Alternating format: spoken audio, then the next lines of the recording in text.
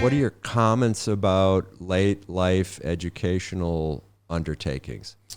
I don't know. I can't. I mean, for me, it's kind of given me a new lease on life in a lot of ways. I think How? You just gone to classes? It's just in your head. I don't know. I feel like I love what I do. I love what I did. Still do. Coaching basketball, that's my passion. By far, it's probably what I do the best of anything that I do is coaching basketball. But I don't know what the future would have looked like on that same path, even without COVID. Yeah.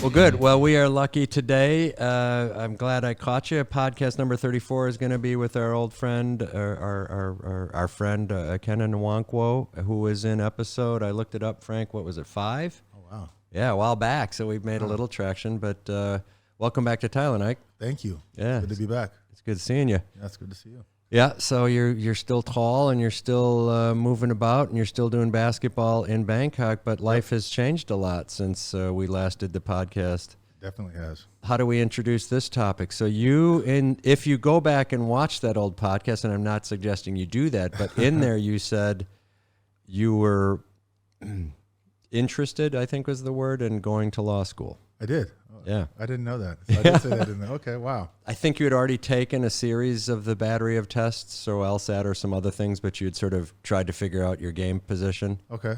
Yeah. Okay. Wow. Hadn't applied, I don't think, at that point. No. Okay. And I don't even remember even talking about it during the podcast, but that's crazy. and I don't want to, so go back and listen to get the facts, but my recollection is there was a period of time when you talked to your father, who I believe taught at Ohio State. Yeah, a few places, but Ohio State was one of them, yeah. And you'd had discussions with him over time, so Absolutely. as you moved away and went on to school and things, about going to law school. Mm-hmm. So this wasn't some thought you had after your professional career playing basketball or teaching basketball or doing basketball. Not at all. Right. Not at all. So recurring theme in your life, I should go, I shouldn't go, I should go, I should go. And then you said on the podcast you wanted to, and then after the podcast, which was less than 3 years ago, we'll say, you applied and you got into a whole barrage of schools. Yes. All right, so let's talk about taking the LSAT and then taking the next step. Okay. Yeah. You took the LSAT when you were overseas, right? Yeah, I've taken the LSAT many times, multiple times. I think I've taken it almost the maximum amount of times you can take it. Okay. And yeah, at different points in my life. But yeah, you're right. I mean, I think my father, there was a certain part of my life, when I was at UCLA and I wasn't playing very much. And, he wasn't as optimistic, I guess, about my prospects of playing in the NBA.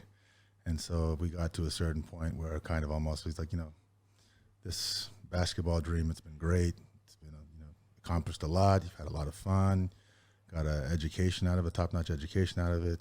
Maybe it's time to kind of be a little bit more realistic, more pragmatic, and think about doing something to earn a living and start a family. So I mean, I was very young; I wasn't hearing it.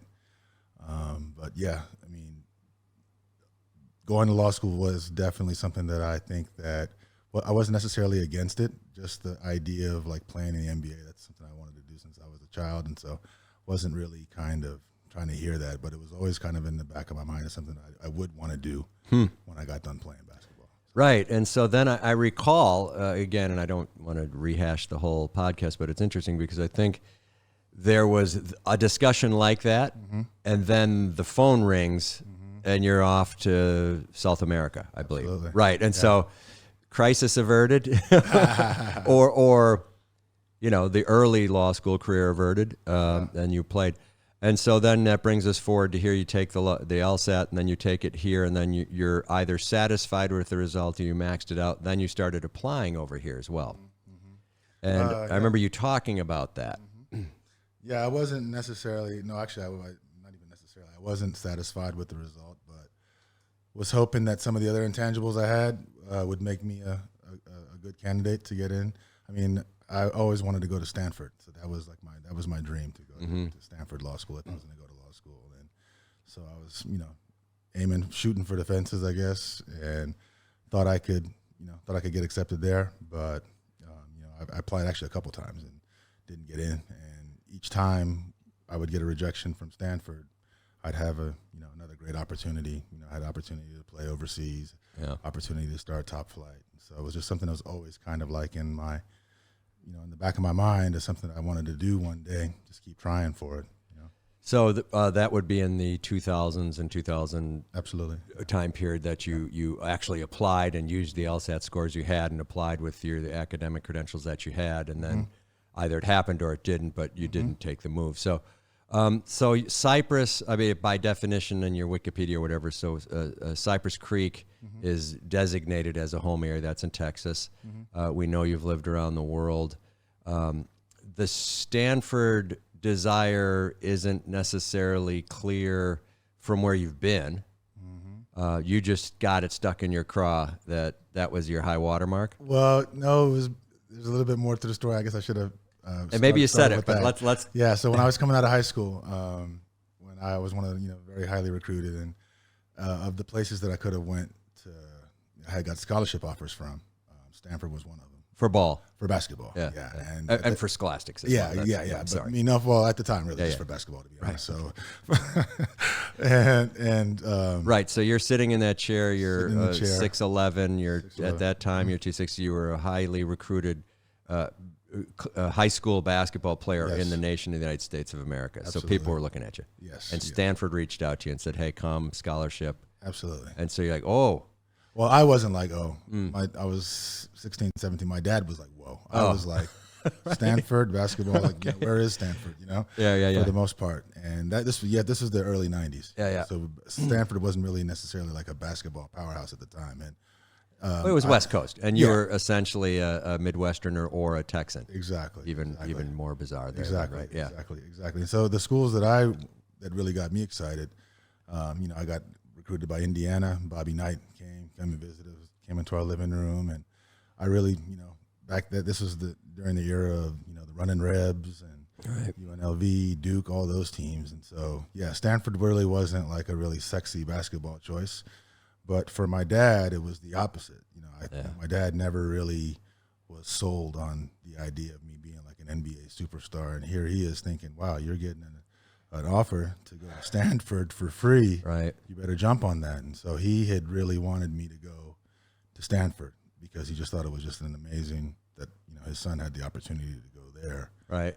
And so for me at the time, I was just, really wasn't feeling Stanford. And in retrospect, when I got to UCLA and didn't play very much, there was always kind of like this thing kind of like lurking behind, like, see, you could have went to Stanford, you could have played there, played a lot more, and got a top-notch education. So that's something that was always kind of like, in my father's relationship, something that I kind of wanted to do for him. Yeah, right. And there's the or not piece of that. Maybe I wouldn't have played more. Maybe I would have played too much and blown my knees out. So maybe I'd have failed classes because I would, or whatever, the whole thing, right? Exactly. Yeah, but so it's, gosh, getting in there, even though your father has since passed away, would have been the silent recognition to him. Homage. I always thought of it as an homage to my father. Yeah. All right. Well, PhD.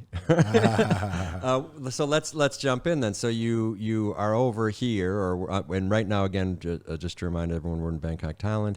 This is the Roman Anton Podcast Studio.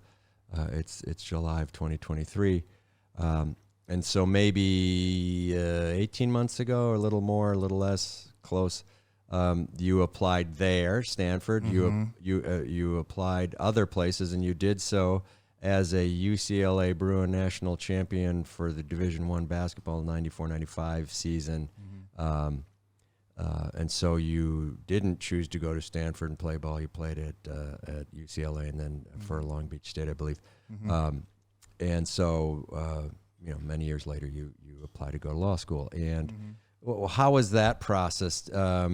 So it's all online, it's all digital. The first times you tried to do it was paper and letters of recommendation probably sent to you with a postage stamp and sealed, and you couldn't open them and you had to forward them. Now it was all online. Easier to apply, harder to apply, frustrating? No, I think it was, so once again, just to go back a little bit, it definitely was easier to apply, but I think that, it was kind of like I don't know, at the end of like my basketball career, it was almost kind of like, what do I do next? Yeah. Kind of situation. And so that was right when I first came here. I first played in the professional league here in Thailand. 2009-ish? 2009-ish, exactly. And the season ended, and I was realized, you know what, I can't do this anymore. Didn't have very much left in the tank. Had a few nagging injuries. And so it's like I was 35 years old, and I'm just sitting there thinking to myself, what am I qualified to do? I've been playing professional basketball for 15 years. So it's almost like, okay, what do I do next? And you're like, you know what, I'll go to law school. That's kind of to fulfill that kind of, I don't want to say promise, but just kind of like I said, once again, like an homage to my dad. But the problem was I only wanted to go to Stanford. So I only applied to like one place, and so it's kind of hard to say, do I really want to go to law school if there's only one place that I really apply to, and so I got to the point, this was at the end of that season, and I started to, power up again to take the LSAT again. And I met my wife, Aggie. This was my first year in Bangkok. Had the opportunity to start Top Flight, my basketball academy, and law school kind of got put on the back burner for the next decade or so. Yeah. So from 2010 to the period of time I'm talking about, 18 months ago or so, did you apply sporadically or no? Not at all. Not at all. I mean, I flirted with the idea and thought about it. It was always something that was in the back of my mind. But our academy was thriving and it was growing, and we expanded to Hong Kong, and so it was something I mean, almost kind of like was just kind of BSing myself that I would actually do it. Oh, interesting. Just something that's kind of like was on my bucket list. And yeah, I'm going to do that one day. And, I have a great resume now. I have a lot of, interesting things in my background. I'll be a great candidate. But I don't know if it wasn't for COVID, I don't know if I've ever would have really kind of sat down and tried to do it again. Yeah, I sort of remember you saying that out loud. Like, I wasn't planning for no business. Which was a constant refrain from everyone, I think, right? I wasn't planning at working from home. Exactly. Right. Exactly. So that's interesting. So the the BS and I mean, that's right. Oh yeah, I'm going to go to law school. All right. No, that's 10 years passed. So you say it in the podcast, and then COVID, and then, so for more context, you start doing it. Yeah, no, also a little bit more context. COVID it's terrible. Everything's shut down. There's like absolutely nothing going on. All of our programs are. So our program's Top Flight Academy teaches basketball to various levels of kids from very young to high school, collegiate age. Guys who can jam, guys who can play 5-on-5 serious business, to guys who don't, and girls who don't know how to shoot, and we run them through the whole gamut. Hong Kong and Bangkok, as you've said. So many active sessions going on all over the place. Absolutely. You're running around town at various gyms, universities, private events, etc. Doing what I crazy love to do. scheduling, playing ball, right? Teaching kids. Coaching That's basketball. a theme of yours. Right. Yeah. Well, everyone's a kid, I guess, at this point for us. True. And so you're doing that. Okay, good. So then we get the context to refresh for the viewers that you weren't just out at the public courts here shooting hoops. You had a thriving business, and you still do. Yeah. Which was an interesting discussion that we had. I know at a couple different points while you're making these decisions. Yeah. So I go from being super busy, flying back and forth, flying to Hong Kong every other week, seeing my kids a few hours a day, go on just multiple sessions, tournaments, games, camps, to nothing, and just like in a blink of an eye. And so, for the first month, we didn't, we thought that we'd be back on the basketball court, any day now or next week or whatever. But it got to the point where I wasn't doing anything. So I was sitting at home every day. That was the summer. That was the spring when you remember The Last Dance? Yeah. So I was Michael Jordan's Netflix documentary in 8 parts. I remember we talked about that when it was out. Exactly. So I was binge watching that. And, my kids would see me just sitting on the couch all day, not changing my clothes, not doing anything. And I just started to feel bad. And and it all kind of came to a head. We had our Zoom call. We had a 25-year reunion of the championship team. We had to do it on Zoom because of COVID. And so was there with all my teammates. So would you normally have done it as a get-together? Yeah, well, yeah. So it would have been probably been a pretty big, because that was the last championship at UCLA. Right. So I know this detail. So this is your champion UCLA basketball team, the players, coaches, staff, or just players? Everybody, yeah, coaches, staff, everybody. It was just like, it was a great reunion. Yeah. And you would meet in, assumedly, Southern California. Yeah, we probably would have met. Yeah, probably. Right. Westwood, Okay. UCLA. Yeah. Westwood. Right. Yeah. So in the coolest spot in the world, you'd go get together with the coolest dudes in the world and reminisce about being the coolest basketball players in the world. Exactly. Yeah. Okay. That sounds like a good deal. Yes, but yeah. But you're not feeling that way. You're like, well, I'm on a Zoom call now, and my kids are watching me stay home in my Lakers jersey every day. Exactly. So it's. I remember we were all kind of all together there on Zoom, and it was great to see everybody, and it was great to see a lot of. Oh, sorry about that. That's right. Yeah, a lot of a lot of us had families, and we're doing a lot of different things. So it was great. It was the first time all of us were in the room in more than 25 years. Well, not in the room, but together. And I remember we were just kind of going. There was a segment where we would all go to each person and kind of say, okay, what are you doing now? How many kids do you have? You married? And, what do you do for a living? And Bob Myers, I don't know if you know him, the Golden State. He's the former GM for the Golden State Warriors. Right, former agent, former Uber agent, former baller with you. Yeah, one of my teammates. So it was interesting. I remember he came on and he said, "Yeah, hey, you guys all know I'm Bob. I work for the Warriors." And he and I we were unique on that team. He and I didn't play very much, but we were there. The kind of like the running joke was like we were there holding up the team GPA for the NCAA. So that's kind of like the role that we serve. And my whole thing when I was there, everybody kind of knew me as like I had the nickname like the team Johnny Cochran, like because everybody just thought I would be the guy that's going to go to law school. Nobody really kind of thought of me as somebody who's going to play after UCLA, and that was just kind of my whole story, that I'd be the one to go to law school when we were done. 6'11", 260, and they didn't think you'd make it. No, didn't think. Well, you can't blame them. I didn't play very much. So. Well, but still, 6'11", 260. How many of those are in collegiate athletics every year? Mm-hmm. Less than 50, right? Yeah. Less than 20, probably. Exactly. So that's such a funny thing in the sports where like. Yeah. All right, you're going to be the smart guy. Exactly. Wait, I'm 6'11", 260. Give me a chance. So I remember it came to me, and I was a little bit nervous. I was like, "Hey, it's Ike. I've lived in Asia the past 12 years. I'm married, have 2 kids." And Bob kind of jumps in. He's like, "Well, wait a second. What about law school?" And everybody on the Zoom call just starts dying laughing. And it's like, for me, it's like it got to the point almost like, and it wasn't like necessarily mean-spirited at all. Yeah. But it was almost like, I'd always talked about it every year when I was at UCLA. That was like my whole story, and the fact that I never did it. And from that moment, that was like kind of was the jolt that I needed. And I dusted off all my old LSAT books and started just studying for the thing, like 12 hours a day, just studying for the LSAT. What was it? Face loss? Yeah, I would say exactly. Yeah, that's what it was. So face loss, almost right? Kind of like intimating the fact that I was kind of full of yes, the whole time about the whole law school thing. And then here I am 30 years later, and I don't think necessarily people really understood what I was doing here in Asia. Yeah. So the whole narrative or the story kind of that people envisioned for me was to be that guy that was going to do that, but I ended up, in Southeast Asia coaching basketball. Right, and it's funny you described that, and I don't mean to personalize this for me, but I remember when you and I got our foreign business licenses in the same event, and we went to the U.S. Ambassador's house here. Absolutely. And I felt we were both perfectly entitled to be walking into that room, as did you. And your business was thriving, right? So you're up and running, and you had academies, and in fact, I was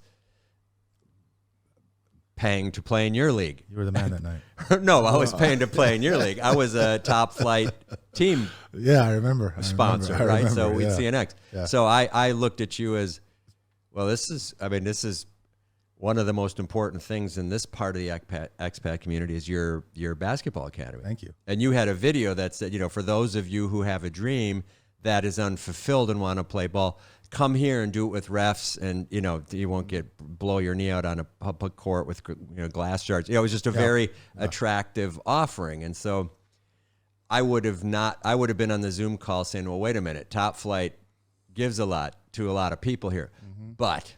So you're sitting there saying, ouch. Yeah, ouch. The stinging. Ouch, exactly. Especially because I was, at that moment in time, I was sitting on the couch watching The Last Dance every day. Yeah. It made me feel even worse. Yeah, made everyone in the world feel worse, right? Absolutely. And so I'm thinking to myself, and I'm thinking what my prospects were going to be for the future at that time. So it was really the kind of the jolt and the inspiration I needed to get out there and try again. And I also came to the realization, I guess, that I had to kind of open up my horizons a little bit and expand my list of schools and not just apply to like the second best law school in the world if I really wanted to go to law school. Yeah. So that helped a lot. Yeah, I wasn't privy to that, and I'm not saying I was privy to any of it, but I didn't realize that was so. Then you start applying and picking. So how was that process for you? Was that frustrating 10 years later? No, not really. My wife, I give her a lot of credit. She was really a big motivator. She was like, look, you just got to go to, wherever you can get in, that's where you should go. She's like, we've seen what's happening with the basketball academy, and we have 2 small kids, and so we really have to, stabilize ourselves for the future. Yeah. So she was like, Stanford is great, but you got to kind of open up your list a little bit. So that was the big motivator for me. And so did you from the day of the phone call, the 25th year anniversary, to applications going out the door or off the computer, 1 month, 2 months, 3 months, 4 months? The application process or taking the exam again. So I studied for the next six months. Okay. And took the exam that summer. And after I took the exam, got my results back, and I did the better than I'd ever done in the past, and kind of gave me, an idea of like what the possibilities could be, where I could apply, where I could get in. Okay, so you had a 6 months and a summer, and then September is starting to apply season, and then you got them done. And I remember things popping up around December that we talked about. So you stretched that to the boundaries of application deadlines. And so Stanford was one, and other picks. Do you want to talk about them or not? Yeah, so I applied everywhere at this point. So I applied to Stanford, UCLA, but then everywhere, all the schools in the top 40, applied to about 30 different schools in the top 40. How long did that take? Hundreds of hours? No, because it's the way that they do it now. It's like streamlined. So you have an LSAT account that has all of your information, and they have the different applications, and so you can just apply for as many schools as you want to, kind of in one sitting. And did Aggie help you do it, or did you do it? I knocked it all out myself. And she helped me do it by taking the kids, right. Leave them alone for this next 3 hours. Exactly. Yeah, that just doesn't seem like your strong point, even if it's uniform, was to get 30 applications out in a quick period of time. Right. I just can imagine calling you and say, you want to go get coffee, and say, yeah, I'll be right out. Yeah. Okay. So you did it. Well, obviously you did it. I'm not going to wreck the punchline here, but, University of Wisconsin-Madison, did you apply there? No, I missed that one. Marquette? Sorry. Yeah, no, I missed that one too. Okay, so you were reading faulty ranking systems. West Coast, UCLA, USC? USC. Stanford? Yes, USC begrudgingly. Stanford, yes. But this time around, I had no expectations of getting in. Okay, Berkeley? Yes. Okay, and then moving west to east? Any Texas schools? Yep, UT. You did? Yes, I don't remember you telling me that. Yeah, I don't. So that's University of Texas, I Austin? don't like to talk about that too much because of both of my brother and sister, they graduated from UT. Yeah, okay. Yeah, I'm sure there's rivalries. Yeah. Okay. Any sort of quirky? So one thing that happens when you score, you make a certain score on the LSAT. LSAT, they publish that to all the different schools. Oh, interesting. And so then a lot of schools will reach out to you with scholarship offers and fee waiver applications to apply to their schools. Wow. So I was applying to everywhere I got kind of an invitation with a fee waiver. So I applied to Indiana. Oh, the $200 or $500 application fee. It was Okay. waived. Yeah. Oh, that's exactly. cool. Yeah, exactly. That's sort of like Netflix Prime or Amazon Prime or something, right? Like free shipping. Yeah. Right. So I applied a lot of places where I didn't necessarily think I'd want to go, but I just thought, hey, if they're like a University of Chicago. Yeah, well, no, I didn't get one from them. No, Okay, but like you wouldn't. I've never heard you mention that town or wanting to go there. No, if they would have sent me a few, I would have applied there. But I mean, let's say for instance, UVA sent me one. Nice. Applied there. Where else? Indiana sent me one. Pepperdine, Hastings. Did you do Ohio? Did you do Ohio State? I did not. Okay, so no, the homage didn't go to Dad that way. No, not at all. Interesting. Yeah. But it did go competitively to UT in the family. So you, all right. So there my were dad, some scores. Actually, my dad, he got his PhD from Indiana. So okay. So I applied there. All right, there you go. Okay. Yeah. All right. Any overseas schools? I never asked you that. No. Okay. No. All right. No. So for the most part, I was hoping for Stanford. I was hoping maybe UCLA if I was lucky. But I mean, like I said, I think that my score this time I was competitive, so I had realistic chances of getting into maybe a top 40 school. And you've always been proud of your GPAs from prior education, so you felt like you had a double barrel at that point. I thought so. Okay. All right. So then it didn't feel late in the year, but it felt later, right? This was March. You started hearing February? No, you heard some January. No, I heard some in January. Yeah, right. In January, yeah. Right. Some shockers too, right? Yeah, there was shocker, yeah, right. Like definitely. we'd like you to come and we'll help you. And you're like, oh, this is looking bright Pretty and cool. sunny. Yeah, pretty cool. Yeah. And so then you committed mentally several times to places not really waiting for next letters, but saying, okay. Yeah, I had one. Yeah. And so that was, but the first one, the most substantive and probably serious one I got was from USC. Right. And that was very emotionally conflicting for me. Yeah, I'm sure. Well, and we talked about it too, and you really were humbled, right? Yeah.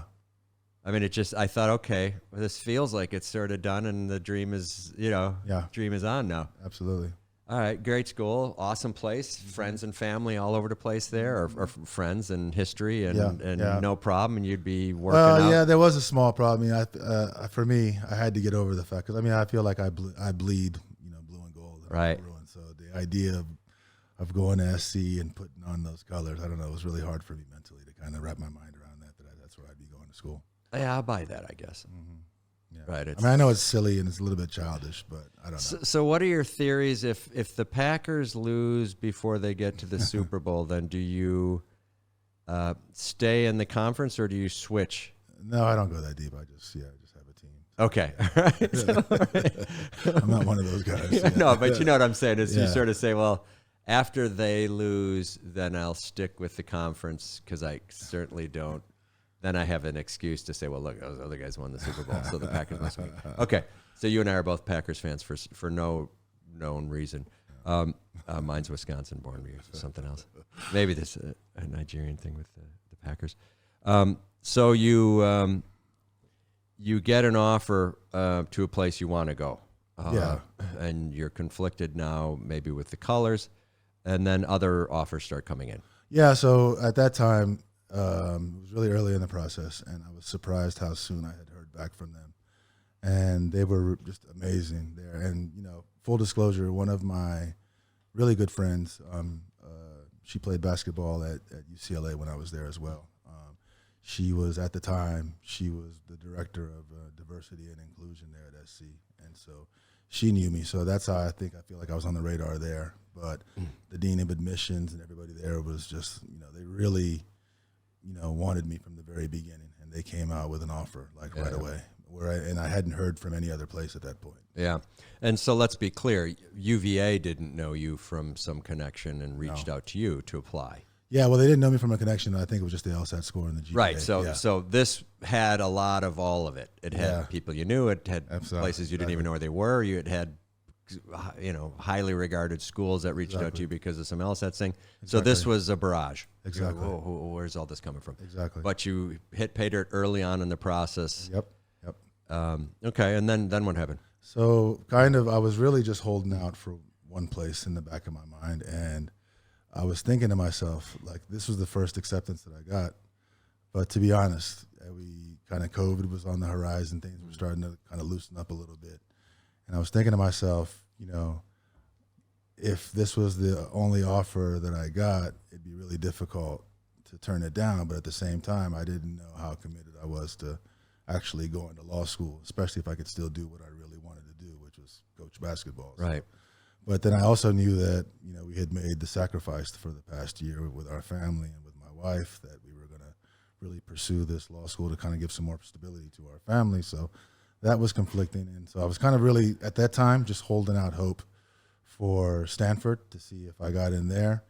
And none of the other schools that I had applied to, because of like the fee waivers that I was getting, none of them really like excited me or floated my boat as much. And I think USC was the first like really substantive offer that I had. One of the schools that I applied to at the time. So like I said, I had all these fee waivers and I just took advantage of those. And I remember Harvard was on the list. On a fee waiver. Not on a fee waiver. And that was one of the reasons why I didn't want to apply there. I remember the application fee. Right. Harvard, no fee waiver, waste of money. Yeah, exactly. Okay. And I remember at the time I didn't want to pay because I think it was like a couple $100 or whatever for the application. And yeah, when like, you're looking at 30, you're being pragmatic. Exactly. Like, exactly. oh, I'm going to put 25 out there. Exactly. And I'm sitting there in front of the computer with my wife, and she's like, "Why don't you apply to Harvard?" And I'm just like, "No way." I was like, "I'm not going to just throw this money away." I was like, I didn't get a fee waiver there, so I was like, "I'm not going to apply." And she was like, "No, why? Why not?" And I'm just like, She's like, "You never know, you know." So I just applied and I remember as I was hitting, confirm payment, just like kind of shaking my head, like there's $200 down the drain, right? And literally didn't give it another thought, during this whole process. And so the whole thing, and I think we had a few conversations during that time, was just about what do I do about this SC situation, for the most part, which was a beautiful problem to have. Yeah, being offered, help to go to a school that you like and maybe didn't like as much as your alma mater, but exactly, nice problem, right? It was a highfalutin problem, I thought. Yeah. Like, this is a good discussion. It's Yeah. not like I'm not getting it anywhere. Exactly. And so, so during this whole kind of, thinking about, what I'm going to do about this situation, I get an email and I see the Harvard email, and I'm thinking to myself, okay, it's going to be the standard kind of like rejection, and I'm just going to kind of just gloss through it as I'm reading it. And as I'm reading it, the introduction's always, we have a lot of qualified candidates, and I'm thinking, thanks for applying, and da-da-da-da-da. And then I see at the bottom, will you be available for an interview on such and such date? And I'm just like, whoa, this is crazy. This is real. So it just changed everything. And not to cut the story short, but you did the interview and you got in. Yeah, exactly. You got an offer to go. and you got other offers alongside that complicated things as well. Everything just moved up. All the water lifted all boats at that point. Yeah, exactly. Yeah, and so what a great problem to have. So let's ask this. Yep. 25 guys on our 25th anniversary phone call, losing face. You've now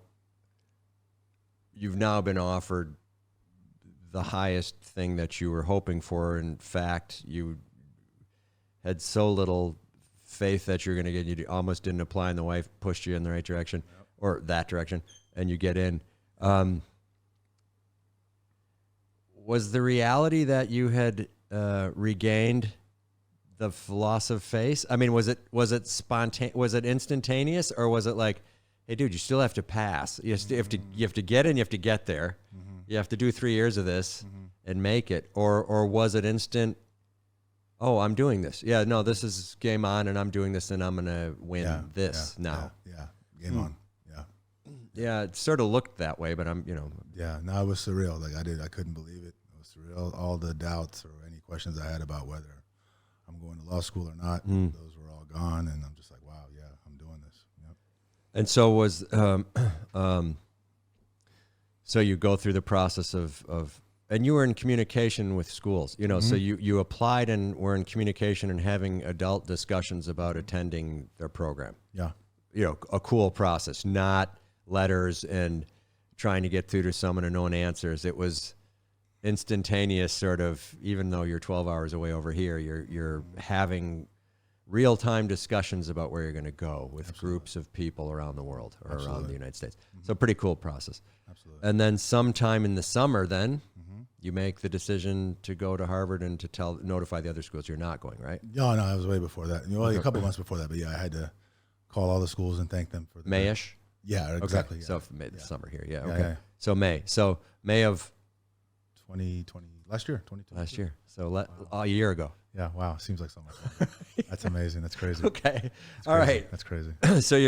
So I'm going. Mhm. And so, so does Ag say, your wife, does she say, I told you so?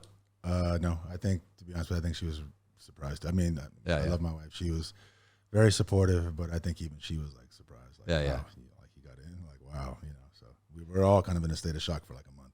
Do you think she was saying it because you knew you regretted, or had this Stanford thing?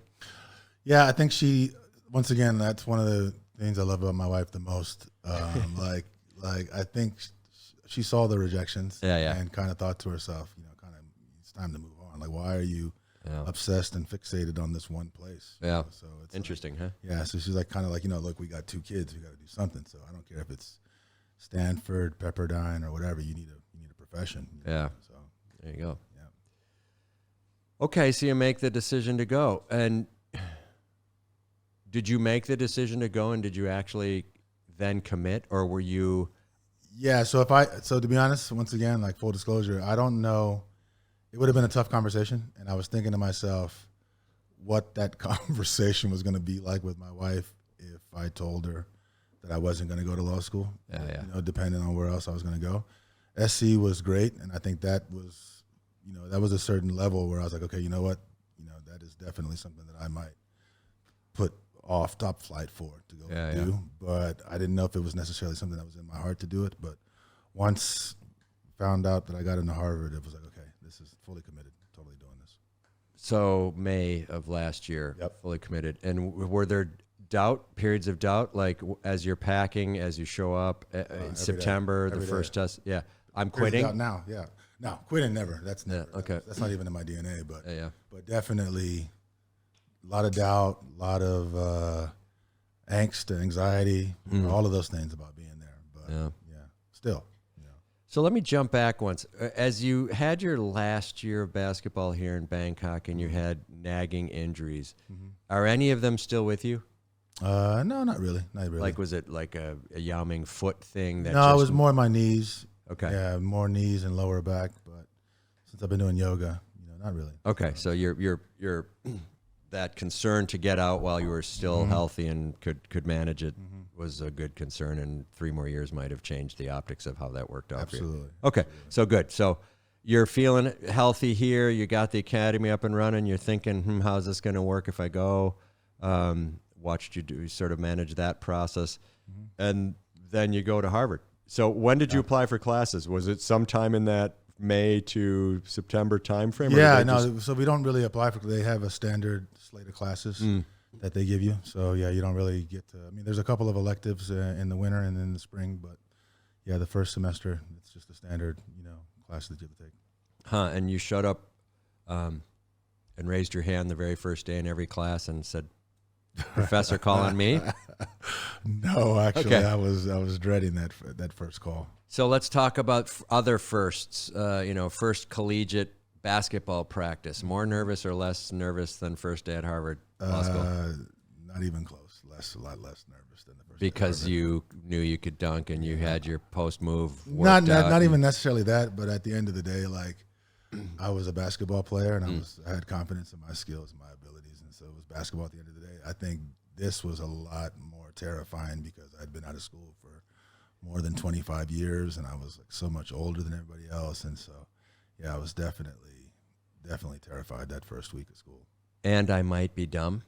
Yeah, I mean, there's definitely a little bit of that imposter syndrome. Yeah. When you're there with those people, so there's definitely a part of that, a lot of insecurity. Yeah. And other people actually being tremendously Geniuses, smart and sounding just smart. And you're absolutely. like, wow, that was, and the teacher loved the answer and adored them and said, gosh, you're the smartest student I've ever had. Oh, like, not too much of that, but yeah, definitely.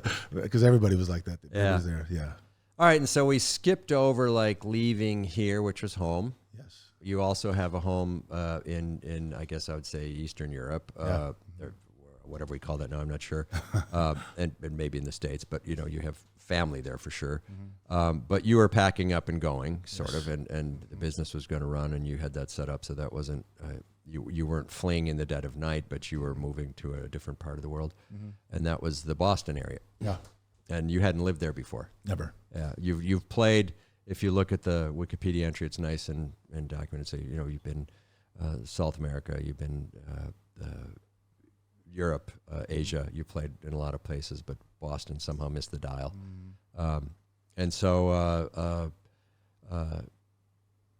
end of summerish, you're showing up there, living on campus? August. Yep. Off campus. Okay. Yep. Close. Mm-hmm. So your world was pretty tight and getting tighter. Yes, absolutely. And getting more constricted and restrictive and smaller and smaller and your textbooks become your day, right? Absolutely. Yeah. Were you ready when you got there, or were you? Absolutely not. Yeah. Do you feel like there was something you could have done differently? No. That's what gives me some peace and solace. I don't think there's. Because I tried to prepare as best as I could, but I don't think anybody's really truly prepared for that first day. And do you think you're special and exceptional now with this declaration? Is nothing you can do? It's the hardest thing in the world, and I'm one of the awesome people who got through it. Or is this just you saying out loud like this was hard? I mean, everyone was having a hard time. It seemed like. I don't know if everybody. Well, I think most of us were having a hard time. Yeah. I think a lot of us did a really good job of like covering it up. Not showing it. And let them see you sweat, kind of thing. But you're not sitting here bragging at me in an indirect way, right? This was train wreck. I wouldn't call it a train wreck, but I just feel like I'm just very grateful that I survived. Okay. Yeah. So you're in there, you got the, defense is up, you're working, and you're thinking, I'm going to stay up all night to try and fix this feeling. That's what I thought. By studying. Yeah, the natural reaction. Natural reaction. Work harder. Yeah. The Kobe reaction. Exactly. Work out 6 times a day. Exactly. Ike. Exactly. And that's not necessarily the formula for success at Harvard. Yeah, right. So I don't know what it is, and I don't even know what the formula is to get in. So, it's interesting to hear you say that. But I think we had talked a little bit then. It was like, okay, this is how it feels and looks. Mm-hmm. Should I work harder and longer? Yep.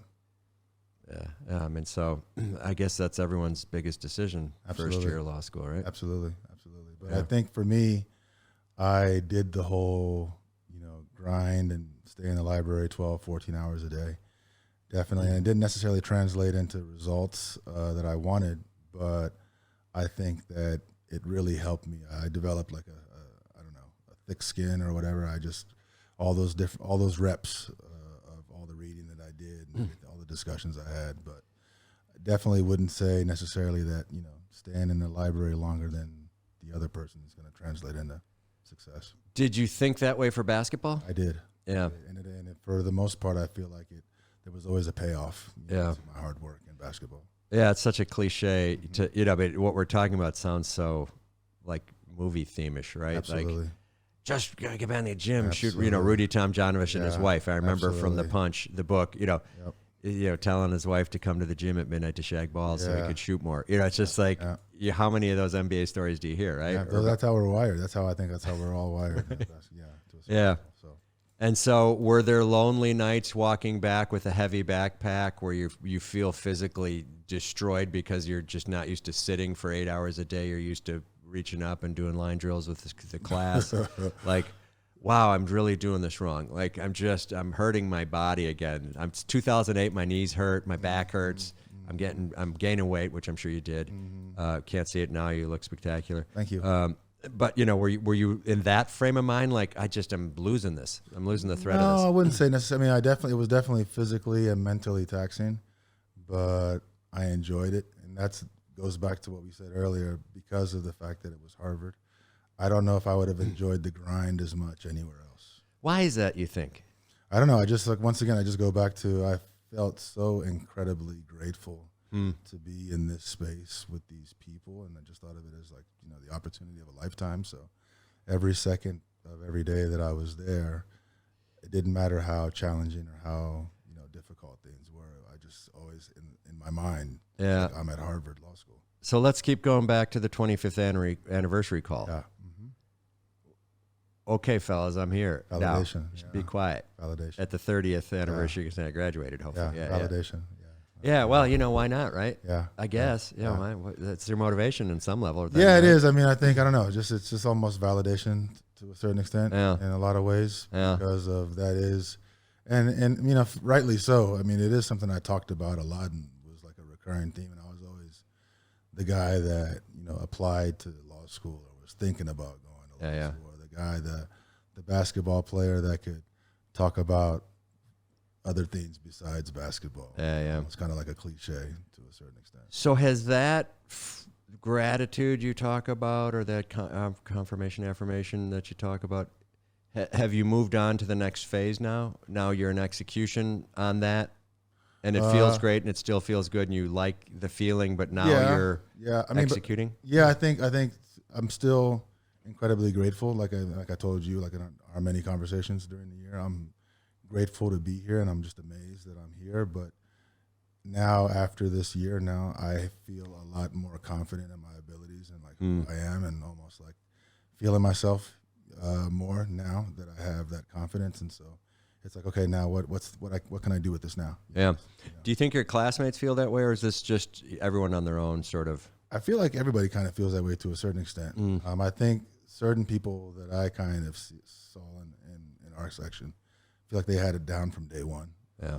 I feel like this has been like a long process for me, but where I am right now, I feel a lot better, a lot more confident. You know. Well, yeah, and so if I'm on Golden State, I want to be Steph's friend. If I'm on, whatever, so we can do that all day long.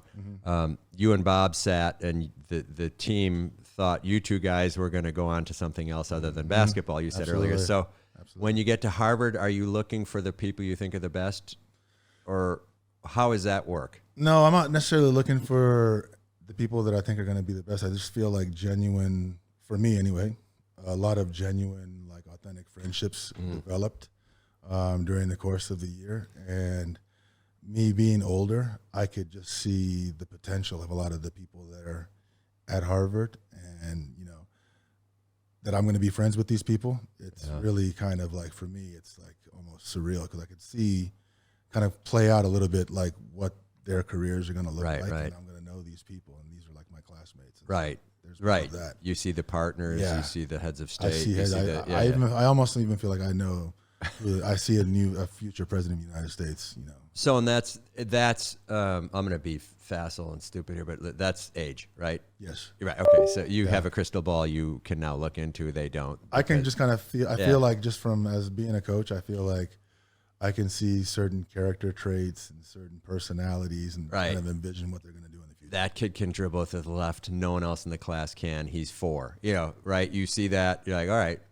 Exactly. Okay, here's our starting point. And not even necessarily even that. I think what you're saying, I feel like not from a basketball. Yeah, of course. That was down, I feel like more of this kid, his confidence, his swag, his his like leader, his charisma. Yeah. This kid's got it. This kid who leans in to coach someone else. Exactly. This kid's doing. This kid's going to be special. Yeah, interesting, huh? Yeah, it is. So you're sitting in judgment at that point, right? Like, oh, okay, she's going to be president. Not even necessarily judgment. Not even judgment. Just kind of like, I just have this vision of like what they're going to do. Yeah, it's weird, I guess, right? Because you're not sitting there thinking like, am I sweating? Can they see the sweat rings? You're sort of beyond that.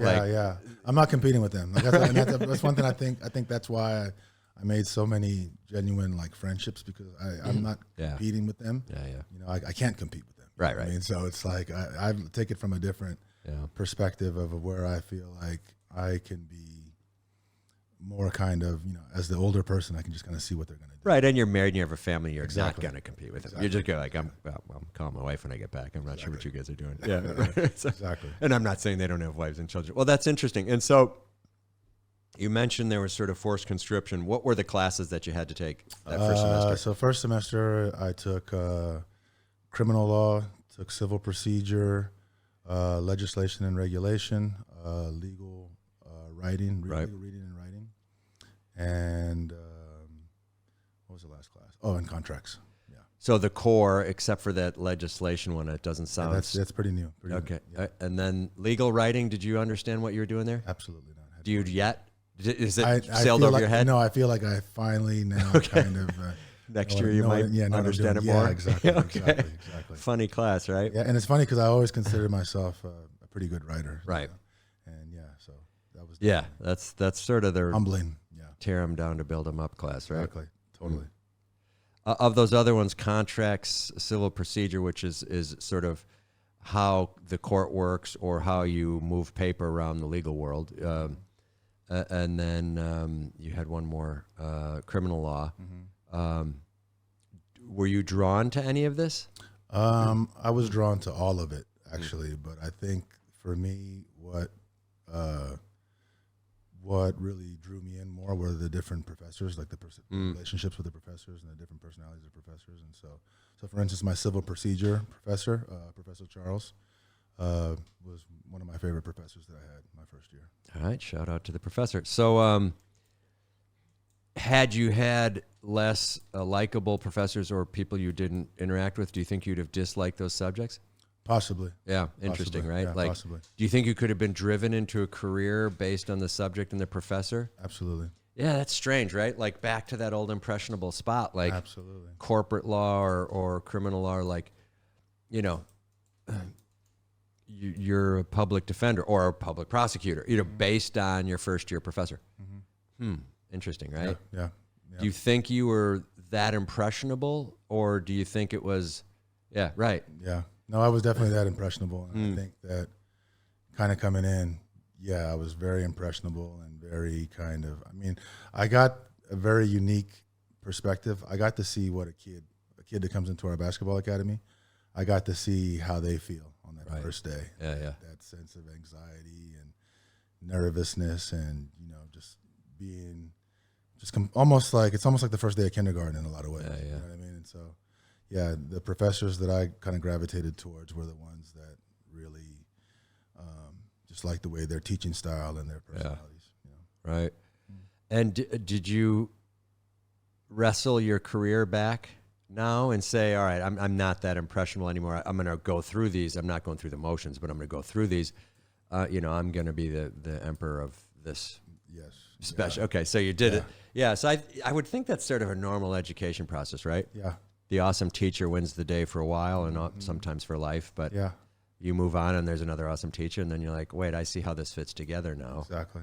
I'm not going to do that anymore. Exactly. Yeah, I don't know if there's a million different ways to do it, I'm sure, but I think that's probably fairly normal. Looking back to UCLA, was that sort of, did you have a feeling there like of, whew, I'm glad I didn't fall for that first semester trick of being a poet laureate?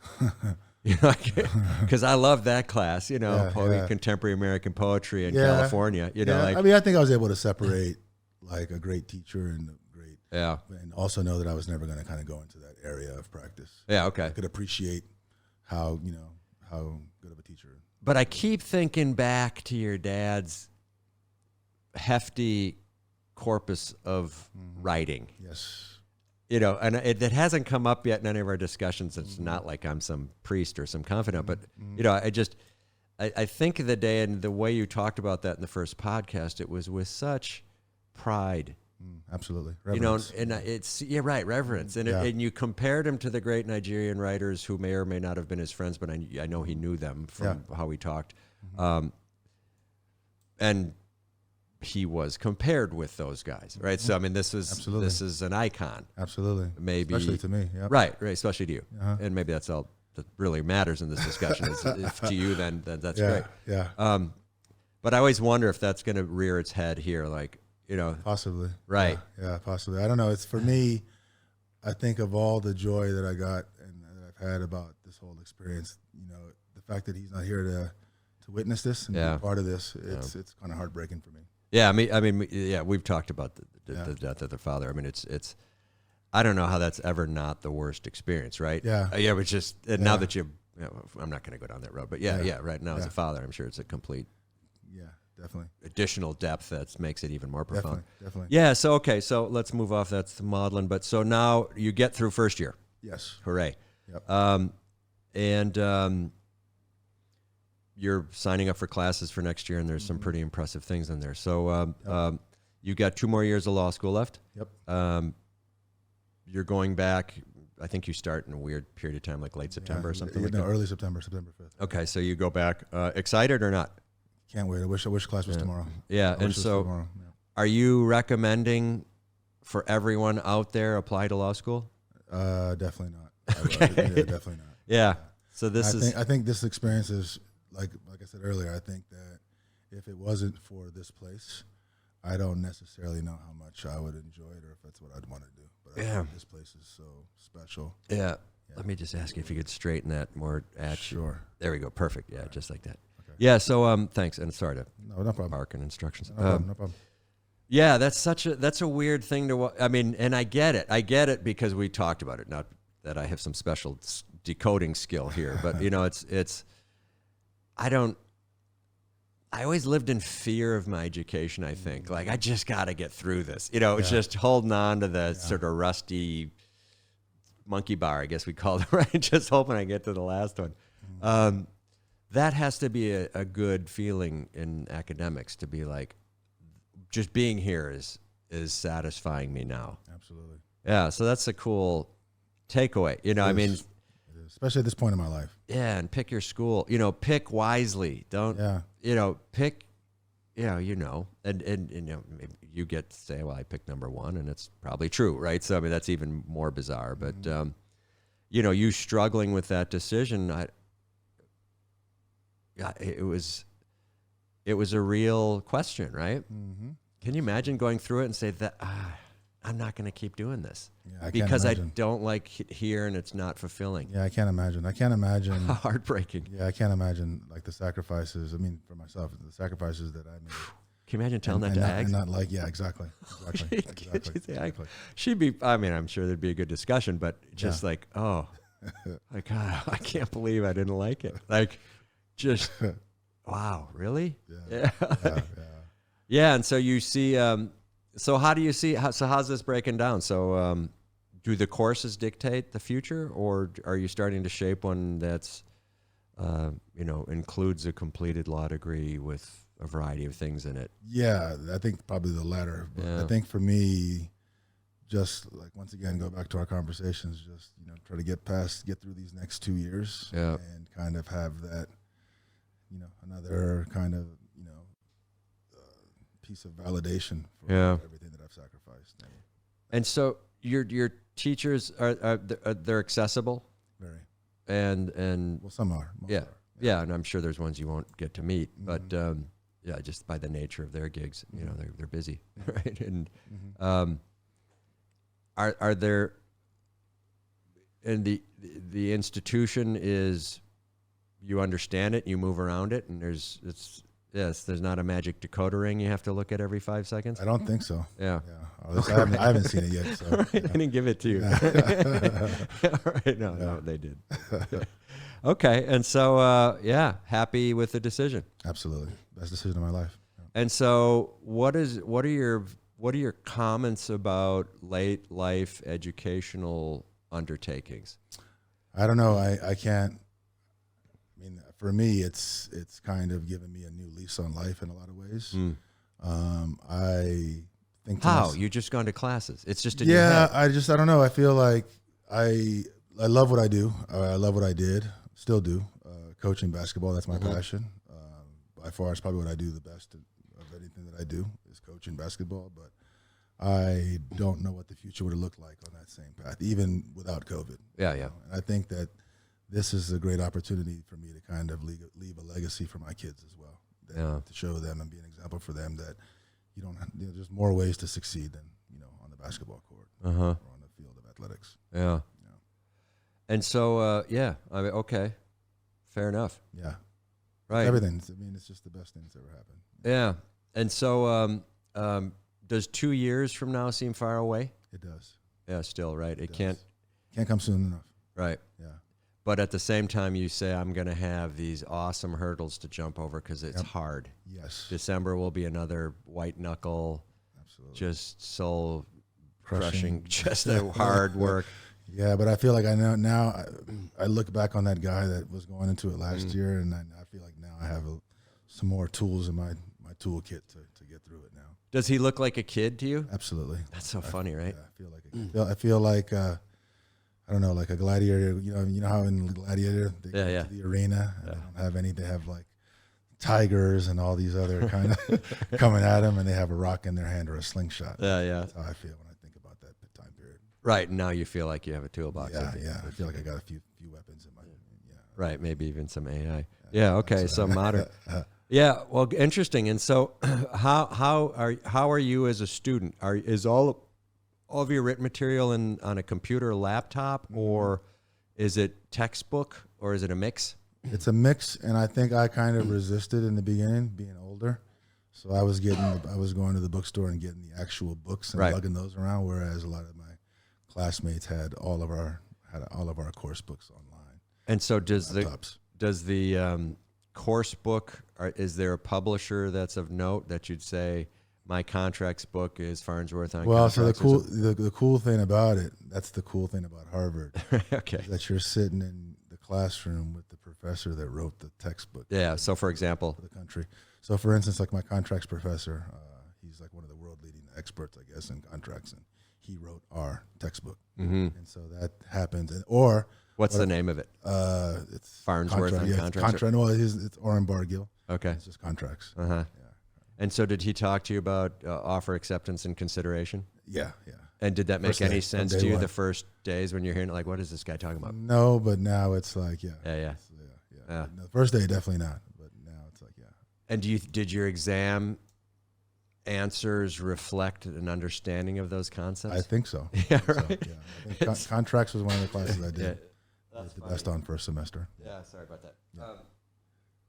Okay, yeah, I mean, it's almost an insulting question I just asked, but I asked it out of Not at all. a place of curiosity because I know there were times when I didn't get what was being said to me. I was just sitting there writing notes, writing verbatim, Absolutely. memorizing it verbatim, and I'd be like, Absolutely. I don't understand that if I have to be honest. Absolutely. That's law school. It's school Every day- generally, it's every right? day. Yeah, It's it's every even day. worse sometimes. Like, Yeah. what is this guy saying? Like, what am I being told? It's every day. That's law school. Yeah. Yeah. Well, good. All right. So let's. So the in the advice column, you giving advice. Have you already started shaping your teaching skills differently? I think I don't know necessarily if I'm changing my teaching skills, but I feel like I have more empathy, more sympathy for people who don't get things right away, and I have more patience now. Because I'm you on the other got side of it. hammered in class? Yeah, I'm on the other side of it now. So I think before I had a little bit less patience. If I'm showing somebody how to, I don't know, make a layup or shooting mechanics or something like that, I have more patience now. Right. Right. Whereas before you carried with 20, 30 years of ball and that, like, do better, man. Yeah. And now it's like, why aren't you getting this? Yeah. Right, because you may not. I've shown you like 10 times. Why don't we? Right, you may not be going to play college ball. Right. Exactly. Yeah, it's interesting, right? And so with the kids, is it inverted then? Are you becoming a better father instructor with the addition of law school education, or is it still too abstract? It's still abstract to a certain extent, but I feel like I'm more appreciative of the time that I get to spend with my kids now, because of the fact that I was away from them for so long. And so I think being there and being away from my family, I think I have a lot more. I keep going back to it, but just appreciation for time and for different things that happen. Can you compartmentalize your day better now and more efficiently, or is it? Absolutely. Yeah. Absolutely. Able to kind of be more efficient and not spend so much time on things that don't matter. Did you change personal habits, like where you put your books and stuff, or did you put your law school persona into your existing persona, and your stuff's either all nice and tidy in one spot or mixed up all over the place? I'm sad to say I'm still mixed up and all over the place. When in my personal life, just organizational, like books over here, anything books over there. like non law school related, it's back to just the same old Ike. Yeah, okay. Yeah. And I'm not saying I've identified an X or a Y with that, but okay. Yeah. It's just getting through. Hopefully that's definitely one of the areas I need to improve in the future. Yeah, because it just seems like the time drain is so abundant that you have to get stuff. Absolutely. You don't do it 3 times. You should get it done. Absolutely. Put the pile over there if it's going to be a pile. Absolutely. If you file it, you file it. That's why I keep wondering if having all that stuff online helps. It does. It has to, right? I mean, AI or digitization has to help. Yeah. But at the same time, you can't. Well, here's that. Here's Paul's graph. The dynamite fell on the railroad track, something. You're like, right here, when you have How'd you know about that case? Well, yeah, there you go, right? I don't know where that comes from. But, stuff like that. I always wonder what the limits to that are when it's two-dimensional, just as opposed to holding it in your hands and sort of how the courtroom or how the boardroom or the corporate world or the criminal world, for that matter, and the defense of it changes as you walk in with this and do your case, because I'm sure it's moving in that direction. I'm sure I'd like for you to exhibit 5,000 and somehow you pull it up as quick as I can. Yeah. Well, what do you think? I don't know about any of this anymore. I think there's a point in time in any sort of arc. There's an arc. Let's just assume that a life has an arc in it of learning. I think at some point, the folks following you have advancements that are more efficient. I agree.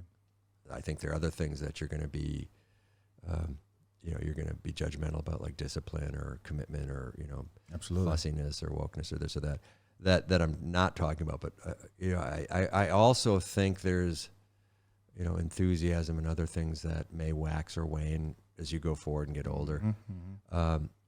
But I also think there's simple ability and the ability to give the PowerPoint this week that you gave last week changes. And I don't know why that is. And I've seen it change in myself and in others around me. And I've seen professionals become more professional, and I've seen professionals become less professional in the blink of an eye, and I'm not sure what happens. And, you and I would say, well, get back in the gym for parts of that, right? But some of this isn't get back in the gym. No. Some of it is just things change in your head and your outlook and your approach, and you just become different. And I know they say, personality is ingrained, and after 16 and nothing changes. I guess, whatever the theories are, I'll say I agree and move on. But there is definitely an arc, and there's a superpower arc too. And I think, you got to learn them before you can, you have to learn how to fly before you can fly, I guess, right? Absolutely. Or maybe you do it concurrently or simultaneously. But I don't know. I don't know how I feel about it anymore. I don't know. I don't know where professionalism takes you. I don't know where intelligence and sort of understanding and organization take you, as opposed to pure expression. I don't know if one's better, one's different, or if one's more authentic, or if one brings you to a different place. I don't know if the calculations and calculatedness of certain academic pursuits make it better or worse, or if even better or worse is even part of the equation, if it's just factually more complex and you deal with it differently in law or in business. So I don't know anymore. I have specific views and I keep them to myself generally, but it's complicated. So we'll see as you progress through this, and take on the profession, the mix of sport, the mix of law, the absence of sport or law, and then the decisions you make. But you still have these tools, like you said, right? Yeah, and absolutely. So you're different than your classmates in some regards. Absolutely. Apart from being taller or this stuff, Yeah.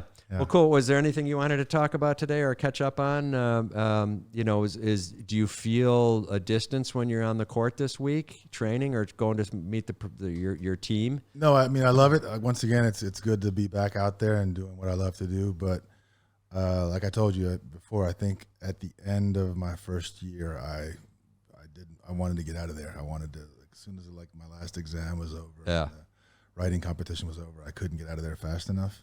To go see the family, right? See the family. You didn't run to see me. You ran to see. Well, to be honest with you, definitely to see the family, but to get away from Boston, get out of Harvard. But now I can't wait to go back. Yeah, cool. Just chomping at the bit to get back. Well, podcast 3, we'll hear the next step. How's that sound? Yeah, sounds good. Well, it was great catching up. I hope folks like listening to this. I think there's going to be a public record of how you move forward. And so maybe this is going to be part of it, but it's congratulations. Thank you very much. It's really wild to watch. I appreciate it. Yeah. And I wish you the best. Thank you of for all success. the great advice and mentorship. Not at all. Yeah. There's none there. So Yeah. easy to take credit where no credit's due. But yeah, thanks for coming in today. Absolutely. All right. All right. Take All care. right, ladies and gentlemen, Ikenna Nwankwo podcast 34. Maybe we'll have 60. There you go. Placehold that for you. All right. Thank you, Franco. Thanks, Frank. Yep. 1, 2, 3, quiet.